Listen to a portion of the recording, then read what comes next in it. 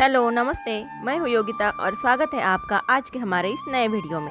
तो वीडियो शुरू करने से पहले आप सभी से एक छोटी सी रिक्वेस्ट है।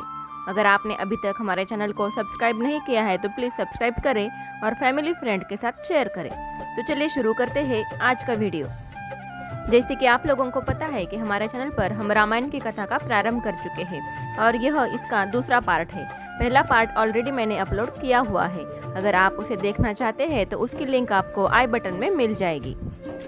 हमारे पिछले वीडियो में हमने देखा था कि रामायण क्या है, किसने लिखा, क्यों लिखा, राजा दशरथ के चारों पुत्रों का जन्म कैसे हुआ। राजा दशरथ ने अपने चारों पुत्रों का नामकरण संस्कार मुनि वशिष्ठ जी से करवाया। इसके बाद जैसे जैसे पुत्र बड़े होते गए उसी प्रकार इन बालकों के जात कर्म अन्य प्राशन आदि संस्कार दशरथ राजा ने यथा समय करवाए। उन सब में राजा दशरथ को अपने बड़े पुत्र प्रभु रामचंद्र जी अत्यंत प्रिय थे। चारों राजकुमार वेद को जानने वाले, शूर और सब लोगों के हितैषी थे। सभी राजकुमार परम ज्ञानी और सर्वगुण संपन्न थे। उनमें महातेजस्वी और सत्य पराक्रमी श्री रामचंद्र जी निर्मल चंद्रमा की तरह सबके प्यारे थे। उन्हें हाथी, घोड़ा, रथ हाँकने का शौक था। वे धनुर्विद्या में निपुण थे। लक्ष्मी को बढ़ाने वाले लक्ष्मण जी बचपन से ही अपने ज्येष्ठ भ्राता श्री रामचंद्र जी की आज्ञा में रहते थे और श्री रामचंद्र जी को खुद से ज्यादा चाहते थे। प्रभु रामचंद्र जी भी लक्ष्मण को अपना दूसरा प्राण ही मानते थे। भरत जी को भी शत्रुघ्न उसी प्रकार प्राणों के समान प्रिय थे जिस प्रकार श्री रामचंद्र जी को लक्ष्मण। इन चारों पुत्रों से महाराजा दशरथ हमेशा प्रसन्न रहते थे। चारों राजकुमार बड़े हो रहे थे और इसी बीच में महामुनि महातेजस्वी विश्वामित्र महाराज से मिलने के लिए राजमहल पधारे। महाराज दशरथ ने प्रसन्न होकर शास्त्र विधि के अनुसार महामुनि विश्वामित्र का आदरातिथ्य किया। यथोचित सत्कार होने के बाद महाराज दशरथ उनसे उनके आने का कारण पूछते हैं और उनकी कही हुई बात पूरी करने की प्रतिज्ञा करते हैं। तब महामुनि विश्वामित्र बताते हैं, मैं जब फल प्राप्ति के लिए यज्ञ दीक्षा ग्रहण करता हूँ तब दो कामरूपी राक्षस आकर विघ्न किया करते हैं। जब यज्ञ पूरा होने को होता है तभी वे राक्षस आकर यज्ञ वेदी पर मांस और रुधिर बरसाते हैं। इससे मेरा यज्ञ भ्रष्ट हो जाता है और इस यज्ञ में क्रोध करना वर्जित होने के कारण मैं उनको शाप भी नहीं दे सकता। इसीलिए मैं आपसे आपके ज्येष्ठ पुत्र राजकुमार श्री रामचंद्र को अपने साथ ले जाना चाहता हूँ। वे मेरी तपस्या के तेज से रक्षित हो मेरे यज्ञ की रक्षा करेंगे और विघ्नकारी राक्षसों को भी नष्ट करेंगे। मैं इनके कल्याण के लिए ऐसी अनेक विद्याएं और क्रियाएं इन्हें बताऊंगा जिससे इनकी ख्याति तीनों लोकों में रहेगी। श्री राम जी के सामने वे राक्षस कभी टिक नहीं सकेंगे। उनके मरने का समय अब आ गया है। इसीलिए इस समय आप पुत्र स्नेह को वशवर्ती न होकर श्री राम जी को मेरे साथ भेज दीजिए। विश्वामित्र जी की इन बातों को सुनकर महाराज दशरथ बहुत डरे और अत्यंत दुखी हो गए और कुछ विचार करके उन्होंने कहा कि मेरे ज्येष्ठ पुत्र अभी सिर्फ 15 वर्ष के हैं। मैं उन्हें राक्षसों से लड़ने के लिए योग्य नहीं समझता। इसीलिए मेरी सेना लेकर मैं उन राक्षसों से लड़ूंगा।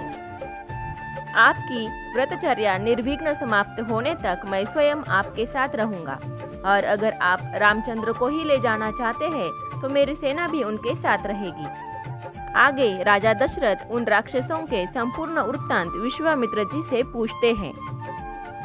तब वे बताते हैं कि महर्षि पुलस्त्य के वंश में उत्पन्न रावण नाम का राक्षस जिसे ब्रह्मा जी ने वरदान दे रखा है वो विश्रवा मुनि का पुत्र है और ये राक्षस उसी के अनुयायी है जिनका नाम मरीच और सुवाहु है। यह सुनकर राजा दशरथ कहते हैं कि जब देव, दानव, गंधर्व, यक्ष, पक्षी और सांप भी रावण को युद्ध में नहीं जीत सकते तो हम मनुष्यों की क्या गिनती है। इसलिए मैं अपने सुकुमार पुत्र को नहीं दे सकता। राजा दशरथ की ऐसी बात सुनकर विश्वामित्र जी अत्यंत क्रोधित हुए और राजा दशरथ को ऐसा न करने को कहा और वहां से चल पड़े। तब सारे संसार को त्रस्त देख महर्षि वशिष्ठ जी कहते हैं, महाराज आपको आपकी प्रतिज्ञा पूरी करनी होगी। आप ऐसा अधर्म नहीं कर सकते। इसलिए आज राजकुमार रामचंद्र को भेज दीजिए। आगे वो बताते हैं कि दक्ष प्रजापति की 2 कन्याओं जया और सुप्रभा ने सैकड़ों चमचमाते हुए शस्त्र उत्पन्न किए। उन सब अस्त्र शस्त्रों का यथावत ज्ञान विश्वामित्र जी को है। यही नहीं, इनके अतिरिक्त और नए नए शस्त्र बनाने के सामर्थ्य भी इस धर्मात्मा में है। इस मुनिवर सर्वज्ञ महात्मा विश्वामित्र की कोई भी बात जो हो चुकी है या होने वाली है अवेदित नहीं है, अर्थात इनको त्रिकाल ज्ञान प्राप्त है। इसीलिए विश्वामित्र जी के साथ श्री रामचंद्र को भेजने में जरा भी न डरिए। गुरु वशिष्ठ जी के इस प्रकार समझाने पर महाराज दशरथ श्री रामचंद्र जी को विश्वविख्यात विश्वामित्र जी के साथ भेजने को राजी हो गए और उन्होंने श्री रामचंद्र जी और लक्ष्मण जी को भेजते समय स्वस्ति वाचन और मंगलाचर किया। बड़े रूपवान और बलवान दोनों भाई पीठों पर तरकस और हाथ में धनुष लिए तथा दशों दिशाओं को संबोधित करते हुए विश्वामित्र जी के पीछे पीछे चले जाते हैं। सरयू नदी के तट पर आने के बाद विश्वामित्र जी श्री रामचंद्र जी को अति बला विद्याएं पढ़ाते हैं, जिससे उन्हें थकान नहीं होगी और उनके रूप की हानि न होगी। और सोते हुए भी अशुद्ध दशा में राक्षस लोग उनका कुछ भी न कर सकेंगे और उनके बाहुबल की कोई भी समानता नहीं कर पाएगा। सर्व विद्याओं की माता इन बला और अति बला के प्रभाव से उनको भूख और प्यास भी कभी न सताएगी। ये दोनों तेजस्वी विद्याएं पितामह ब्रह्मा की पुत्री है। इन विद्याओं को पढ़ने के लिए तुम ही योग्य हो, इसी से इनकी उन्नति होगी। विश्वामित्र की बात सुनकर श्री रामचंद्र जी ने जल से शुद्ध होकर उनसे वह विद्या सीखी और वो रात उसी नदी के तट पर आनंद से बिताई। अगले दिन वो अपना दिनक्रम शुरू करके विश्वामित्र जी के पीछे पीछे चल पड़े। चलते चलते रास्ते में उन्होंने अनेक उग्र तपस्वियों के परम पवित्र आश्रम देखे। उस परम पवित्र आश्रम को देख श्री रामचंद्र जी और लक्ष्मण जी परम प्रसन्न होकर विश्वामित्र जी से पूछते हैं कि यह परम पवित्र आश्रम किसका है और यहाँ अब कौन रहता है। राजकुमारों की बात सुनकर विश्वामित्र बताते हैं कि यह आश्रम कंदर्प, जिसको लोग कामदेव कहते हैं, वे पहले शरीरधारी था। इस स्थान पर निरंतर ध्यानवादी होकर शिव जी तप करते थे। जब विवाह कर महादेव जी देवताओं सहित चले आ रहे थे, तब कामदेव ने उनके मन में विकार उत्पन्न करना चाहा। इस समय शिवजी ने हुंकार की। फिर क्रुद्ध हो शिवजी ने अपना तीसरा नेत्र खोलकर उसको देखा। देखते ही उस दुष्ट के शरीर के सब अंग प्रत्यंग अलग अलग होकर बिखर गए। तब से उसका समस्त शरीर महादेव के क्रोध से भस्म हुआ है। तब से वह बिना शरीर का हो गया है। हे राम, तभी से उसका नाम अनंग मतलब बिना अंगों वाला पड़ा है। कामदेव के भागने पर उसके अंग जहाँ पर गिरे थे वह देश अंग देश के नाम से प्रख्यात हो गया है। यह आश्रम महादेव जी का है और इस आश्रम वासी समस्त मुनि परंपरा से शिव जी के भक्त है। ऐसा कहकर विश्वामित्र जी दोनों राजकुमारों को लेकर आश्रम में प्रवेश करते हैं और वही रात बिताते हैं।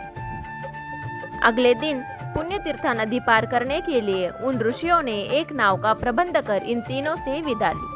विश्वामित्र जी श्री रामचंद्र और लक्ष्मण जी को नाव में बैठकर नदी के बीचों बीच आ पहुँचे। तब नदी के जल के तरंगों का आवाज सुनकर श्री रामचंद्र जी ने पूछा, इस तरंगों के आवाज का क्या अर्थ है। तब विश्वामित्र जी बताते हैं कि कैलाश पर्वत पर ब्रह्मा जी ने अपने मन से एक सरोवर बनाया है। मन से बनाने के कारण उसका नाम मानसरोवर पड़ा है। ब्रह्मा के उसी पवित्र सरोवर से निकली हुई सरयू नदी जो अयोध्या होती हुई बहती है और यहाँ गंगा जी से मिलती है। तब दोनों राजकुमारों ने नदी को प्रणाम किया। इतने में उनकी नाव भी दक्षिण तट पर सहज में जा लगी और उन्होंने आगे का रास्ता तय करना शुरू किया।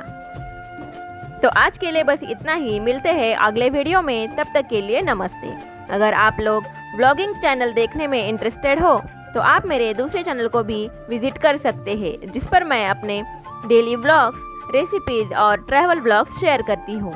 तो उसकी लिंक आपको डिस्क्रिप्शन बॉक्स में मिल जाएगी। वीडियो देखने के लिए आप सभी का धन्यवाद।